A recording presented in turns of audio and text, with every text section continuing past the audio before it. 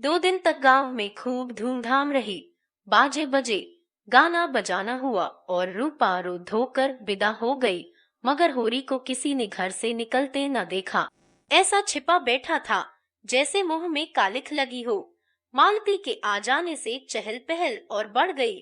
दूसरे गांवों की स्त्रियां भी आ गईं। गोबर ने अपने शील स्नेह से सारे गांव को मुग्ध कर लिया है। ऐसा कोई घर न था जहां वह अपने मीठे व्यवहार की याद न छोड़ आया हो। भोला तो उसके पैरों पर गिर पड़े। उनकी स्त्री ने उसको पान खिलाए और 1 रुपया विदाई दी और उसका लखनऊ का पता भी पूछा। कभी लखनऊ आएगी तो उससे जरूर मिलेगी। अपने रुपए की उससे चर्चा न की।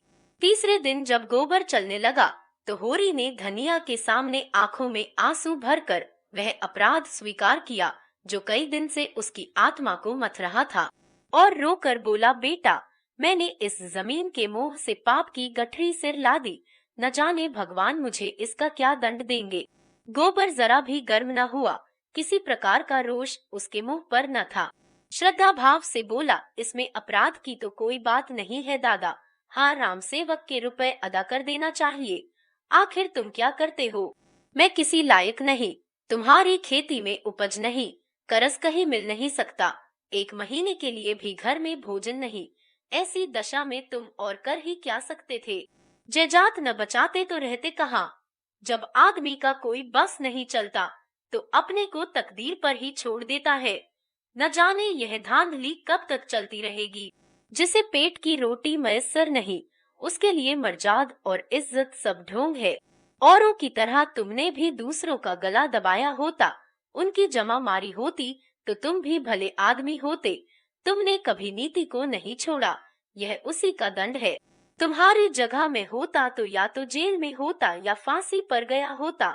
मुझसे यह कभी बर्दाश्त न होता कि मैं कमा कमा कर सबका घर भरूं और आप अपने बाल बच्चों के साथ मुंह में जाली लगाए बैठा रहूं। धनिया बहू को उसके साथ भेजने पर राजी न हुई। झुनिया का मन भी अभी कुछ दिन यहाँ रहने का था। तय हुआ कि गोबर अकेला ही जाए। दूसरे दिन प्रातःकाल गोबर सबसे विदा होकर लखनऊ चला। होरी उसे गांव के बाहर तक पहुंचाने आया। गोबर के प्रति इतना प्रेम उसे कभी न हुआ था। जब गोबर उसके चरणों पर झुका तो होरी रो पड़ा, मानो फिर उसे पुत्र के दर्शन न होंगे। उसकी आत्मा में उल्लास था, गर्व था, संकल्प था। पुण्य से यह श्रद्धा और स्नेह पाकर वह तेजवान हो गया है, विशाल हो गया है। कई दिन पहले उस पर जो अवसाद सा छा गया था, एक अंधकार सा, जहाँ वह अपना मार्ग भूल जाता था, वहाँ अब उत्साह है और प्रकाश है। रूपा अपनी ससुराल में खुश थी। जिस दशा में उसका बालपन बीता था, उसमें पैसा सबसे कीमती चीज थी।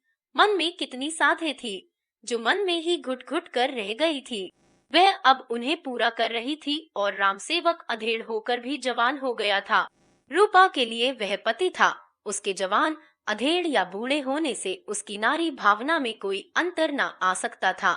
उसकी यह भावना पति के रंग रूप या उम्र पर आश्रित न थी।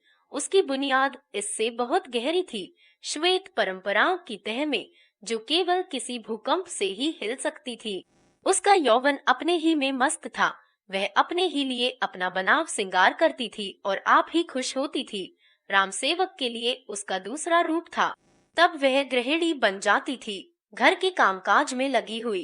अपनी जवानी दिखाकर उसे लज्जा या चिंता में न डालना चाहती थी। किसी तरह की अपूर्णता का भाव उसके मन में न आता था। अनाज से भरे हुए बखार और गांव से सिवान तक फैले हुए खेत और द्वार पर ढोरों की कतारें और किसी प्रकार की अपूर्णता को उसके अंदर आने ही न देती थी। और उसकी सबसे बड़ी अभिलाषा थी अपने घरवालों की खुशी देखना, उनकी गरीबी कैसे दूर कर दे। उस गाय की याद अभी तक उसके दिल में हरी थी, जो मेहमान की तरह आई थी और सबको रोता छोड़कर चली गई थी। वह स्मृति इतने दिनों के बाद अब और भी मृदु हो गई थी। अभी उसका निजत्व इस नए घर में न जम पाया था। वही पुराना घर उसका अपना घर था। वही के लोग अपने आत्मीय थे। उन्हीं का दुहक उसका दुहक और उन्हीं का सुख उसका सुख था। इस द्वार पर ढोरों का एक रेवड़ देखकर उसे वहश न हो सकता था। जो अपने द्वार पर एक गाय देखकर होता। उसके दादा की यह लालसा कभी पूरी न हुई। जिस दिन वह गाय आई थी, उन्हें कितना उत्साह हुआ था, जैसे आकाश से कोई देवी आ गई हो। तब से फिर उन्हें इतनी समाई ही न हुई कि कोई दूसरी गाय लाते, पर वह जानती थी आज भी वह लालसा होरी के मन में उतनी ही सजग है। अब की यह जाएगी तो साथ वह धौरी गाय जरूर लेती जाएगी। नहीं, अपने आदमी से क्यों न भेजवा दे। राम सेवक से पूछने की देर थी, मंजूरी हो गई और दूसरे दिन एक अहीर के मार्फत रूपा ने गाय भेज दी। अहीर से कहा, दादा से कह देना मंगल के दूध पीने के लिए भेजी है। होरी भी गाय लेने की फिक्र में था। यूं अभी उसे गाय की कोई जल्दी न थी, मगर मंगल यही है और बिना दूध के कैसे रह सकता है। रुपए मिलते ही वह सबसे पहले गाय लेगा। मंगल अब केवल उसका पोता नहीं है, केवल गोबर का बेटा नहीं है, मालती देवी का खिलौना भी है। उसका लालन पालन उसी तरह का होना चाहिए। मगर रुपए कहाँ से आए? संयोग से उसी दिन एक ठेकेदार ने सड़क के लिए गांव के ऊसर में कंकड़ की खुदाई शुरू की। होरी ने सुना तो चटपट वहां जा पहुंचा और 8 आने रोज पर खुदाई करने लगा। अगर यह काम 2 महीने भी टिक गया तो गाय भर को रुपए मिल जाएंगे। दिन भर लू और धूप में काम करने के बाद वह घर आता तो बिल्कुल मरा हुआ, पर अवसाद का नाम नहीं। उसी उत्साह से दूसरे दिन काम करने जाता। रात को भी खाना खाकर डिब्बी के सामने बैठ जाता और सुतली काटता। कहीं 12-1 बजे सोने जाता। धनिया भी पगला गई थी। उसे इतनी मेहनत करने से रोकने के बदले खुद उसके साथ बैठी बैठी सुतली काटती। गाय तो लेनी ही है, राम सेवक के रुपए भी तो अदा करने हैं। गोबर कह गया है, उसे बड़ी चिंता है। रात के 12 बज गए थे। दोनों बैठे सुतली काट रहे थे। धनिया ने कहा, तुम्हें नींद आती हो तो जाके सो रहो, भोरे फिर तो काम करना है। होरी ने आसमान की ओर देखा, चला जाऊंगा, अभी तो 10 बजे होंगे। तू जा, सो रहे। मैं तो दोपहर को छन भर पौड़ रहती हूँ। मैं भी चबेना करके पेड़ के नीचे सो लेता हूँ। जज बड़ी लू लगती होगी। लू क्या लगेगी, अच्छी छां है। मैं डरती हूँ, कहीं तुम बीमार न पड़ जाओ। चल, बीमार वह पड़ते हैं जिन्हें बीमार पड़ने की फुर्सत होती है। यहाँ तो यह धुन है कि अब की गोबर आए तो राम सेवक के आधे रुपए जमा रहे, कुछ वह भी लाएगा। बस इस साल इस ऋण से गला छूट जाए तो दूसरी जिंदगी हो। गोबर की अब की बड़ी याद आती है, कितना सुशील हो गया है। चलती बेर पैरों पर गिर पड़ा। मंगल वहां से आया तो कितना तैयार था, यहाँ आकर दुबला हो गया है। वहां दूध मक्खन क्या नहीं पाता था, यहाँ रोटी मिल जाए वही बहुत है। ठेकेदार से रुपए मिले और गाय लाया। गाय तो कभी आ गई होती, लेकिन तुम जब कहना मानो। अपनी खेती तो संभाले न संभलती थी, पुनिया का भार भी अपने सिर ले लिया। क्या करता, अपना धर्म भी तो कुछ है। हीरा ने नालायकी की तो उसके बाल बच्चों को संभालने वाला तो कोई चाहिए ही था। कौन था मेरे सिवा, बता। मैं ना मदद करता तो आज उनकी क्या गति होती, सोच। इतना सब करने पर भी तो मंगरू ने उस पर नालिश कर ही दी। रुपए गाड़ कर रखेगी तो क्या नालिश न होगी। क्या बकती है, खेती से पेट चल जाए यही बहुत है, गाड़ कर कोई क्या रखेगा। हीरा तो जैसे संसार ही से चला गया। मेरा मन तो कहता है कि वह आवेगा, कभी न कभी जरूर। दोनों सोए। होरी अंधेरे मुंह उठा तो देखता है कि हीरा सामने खड़ा है। बाल बड़े हुए, कपड़े तार तार, मुंह सूखा हुआ, देह में रक्त और मांस का नाम नहीं, जैसे कद भी छोटा हो गया है। दौड़कर होरी के कदमों पर गिर पड़ा। होरी ने उसे छाती से लगाकर कहा, तुम तो बिल्कुल घुल गए हीरा, कब आए? आज तुम्हारी बार बार याद आ रही थी। बीमार हो क्या? आज उसकी आंखों में वह हीरा न था जिसने उसकी जिंदगी तल्ख कर दी थी, बल्कि वह हीरा था जो बेमाँ बाप का छोटा सा बालक था। बीच के ये 25-30 साल जैसे मिट गए, उनका कोई चिन्ह भी नहीं था। हीरा ने कुछ जवाब न दिया, खड़ा रो रहा था। होरी ने उसका हाथ पकड़कर गड़गड़ कंठ से कहा, क्यों रोते हो भैया? आदमी से भूल चूल होती ही है, कहाँ रहा इतने दिन? हीरा कातर स्वर में बोला, कहाँ बताऊं दादा, बस यही समझ लो कि तुम्हारे दर्शन बदे थे। बच गया, हत्या सिर पर सवार थी।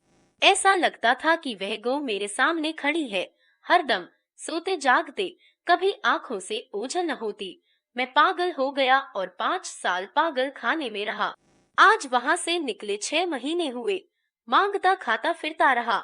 यहाँ आने की हिम्मत न पड़ती थी। संसार को कौन मुंह दिखाऊंगा। आखिर जीना माना, कलेजा मजबूत करके चला आया। तुमने बाल बच्चों को, होरी ने बात काटी, तुम नाहक भागे। अरे दारोगा को 10-5 देकर मामला रफे दफे करा दिया जाता और होता क्या। ज तुमसे जीते जी उरिन न हूंगा दादा।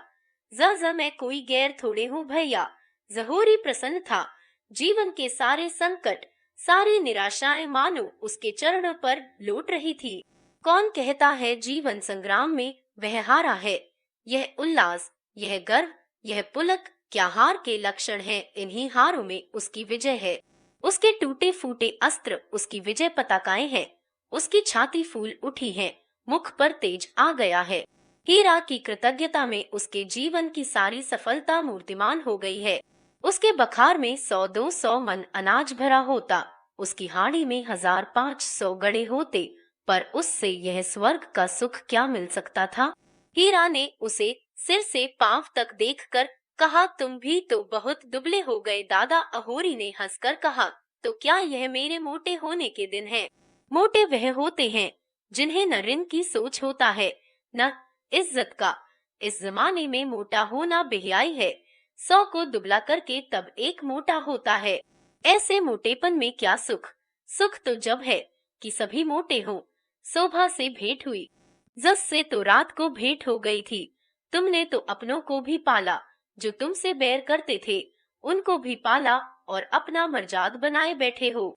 उसने तो खेत बाड़ी सब बेच बाच डाली और अब भगवान ही जाने उसका निबाह कैसे होगा। जाझोरी खुदाई करने चला तो देह भारी थी।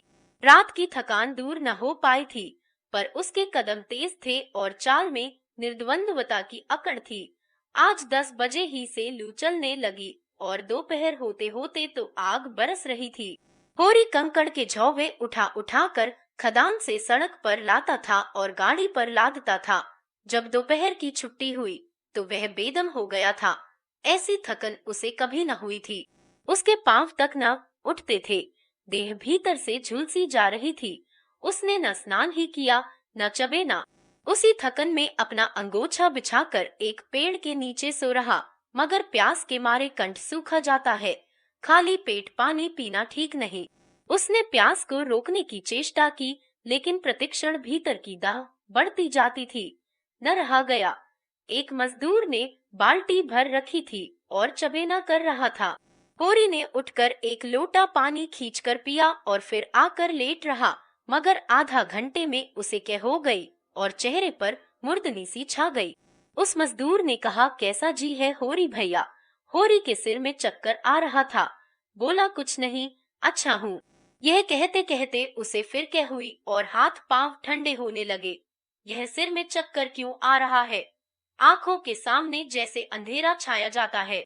उसकी आंखें बंद हो गईं और जीवन की सारी स्मृतियां सजीव होरू होकर हृदय पट पर आने लगी। लेकिन बेक्रम, आगे की पीछे, पीछे की आगे, स्वप्न चित्रों की भांति बेमेल, विकृत और असंबद्ध। वह सुखद बालपन आया जब वह गुल्लियां खेलता था और माँ की गोद में सोता था। फिर देखा जैसे गोबर आया है और उसके पैरों पर गिर रहा है। फिर दृश्य बदला। धनिया दुल्हन बनी हुई लाल चुंदरी पहने उसको भोजन करा रही थी। फिर एक गाय का चित्र सामने आया, बिल्कुल कामधेनु सी।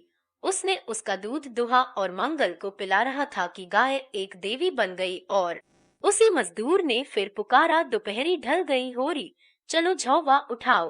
होरी कुछ न बोला। उसके प्राण तो न जाने किस किस लोक में उड़ रहे थे। उसकी देह जल रही थी, हाथ पांव ठंडे हो रहे थे, लू लग गई थी। उसके घर आदमी दौड़ाया गया। 1 घंटा में धनिया दौड़ी हुई आ पहुंची। शोभा और हीरा पीछे पीछे खटोले की डोली बनाकर ला रहे थे। धनिया ने होरी की देह छुई तो उसका कलेजा सन से हो गया, मुख कांतिहीन हो गया था। कांपती हुई आवाज से बोली, कैसा जी है तुम्हारा? होरी ने अस्थिर आंखों से देखा और बोला, तुम आ गए गोबर। मैंने मंगल के लिए गाय ले ली है, वह खड़ी है, देखो। धनिया ने मौत की सूरत देखी थी, उसे पहचानती थी। उसे दबे पांव आते भी देखा था, आंधी की तरह भी देखा था। उसके सामने सास मरी, ससुर मरा, अपने 2 बालक मरे, गांव के 50 आदमी मरे। प्राण में एक धक्का सा लगा। वह आधार जिस पर जीवन टिका हुआ था जैसे खिसका जा रहा था। लेकिन नहीं, यह धैर्य का समय है। उसकी शंका निमूल है, लू लग गई है, उसी से अचेत हो गए हैं। उमड़ते हुए आंसुओं को रोककर बोली, मेरी ओर देखो, मैं हूँ, क्या मुझे नहीं पहचानते? होरी की चेतना लौटी, मृत्यु समीप आ गई थी, आग दहकने वाली थी, धुआं शांत हो गया था। धनिया को दीन आंखों से देखा, दोनों कोनों से आंसू की 2 बूंदें ढुलक पड़ी। क्षीण स्वर में बोला, मेरा कहा सुना माफ करना धनिया, अब जाता हूँ। गाय की लालसा मन में ही रह गई, अब तो यहाँ के रुपए क्रियाक्रम में जाएंगे। रो मत धनिया, अब कब तक जिलाएगी? सब दुर्दशा तो हो गई, अब मरने दे। और उसकी आंखें फिर बंद हो गईं। उसी वक्त हीरा और शोभा डोली लेकर पहुंच गए। होरी को उठाकर डोली में लिटाया और गांव की ओर चले। गांव में यह खबर हवा की तरह फैल गई, सारा गांव जमा हो गया। होरी खाट पर पड़ा, शायद सब कुछ देखता था, सब कुछ समझता था, पर जबान बंद हो गई थी। हाँ, उसकी आंखों से बहते हुए आंसू बतला रहे थे कि मोह का बंधन तोड़ना कितना कठिन हो रहा है। जो कुछ अपने से नहीं बन पड़ा, उसी के दुख का नाम तो मोह है। पाले हुए कर्तव्य और निपटाए हुए कामों का क्या मोह? मोह तो उन अनाथों को छोड़ जाने में है जिनके साथ हम अपना कर्तव्य न निभा सके, उन अधूरे मंसूबों में है जिन्हें हम न पूरा कर सके। मगर सब कुछ समझकर भी धनिया आशा की मिटती हुई छाया को पकड़े हुए थी। आंखों से आंसू गिर रहे थे, मगर यंत्र की भांति दौड़ दौड़ कर कभी आम भून कर पना बनाती, कभी होरी की देह में गेहूं की भूसी की मालिश करती। क्या करे, पैसे नहीं हैं, नहीं किसी को भेजकर डॉक्टर बुलाती। हीरा ने रोते हुए कहा, भाभी दिल कड़ा करो, गोदान करा दो, दादा चले। धनिया ने उसकी ओर तिरस्कार की आंखों से देखा। अब वह दिल को और कितना कठोर करे। अपने पति के प्रति उसका जो कर्म है, क्या वह उसको बताना पड़ेगा? जो जीवन का संगी था, उसके नाम को रोना ही क्या उसका धर्म है? और कई आवाजें आई, हाँ, गोदान करा दो, अब यही समय है। धनिया यंत्र की भांति उठी। आज जो सुतली बेची थी, उसके 20 आने पैसे लाई और पति के ठंडे हाथ में रख कर सामने खड़े दाता दीन से बोली, महाराज, घर में न गाय है, न बछिया, न पैसा, यही पैसे हैं, यही इनका गोदान है। और पछाड़ खाकर गिर पड़ी।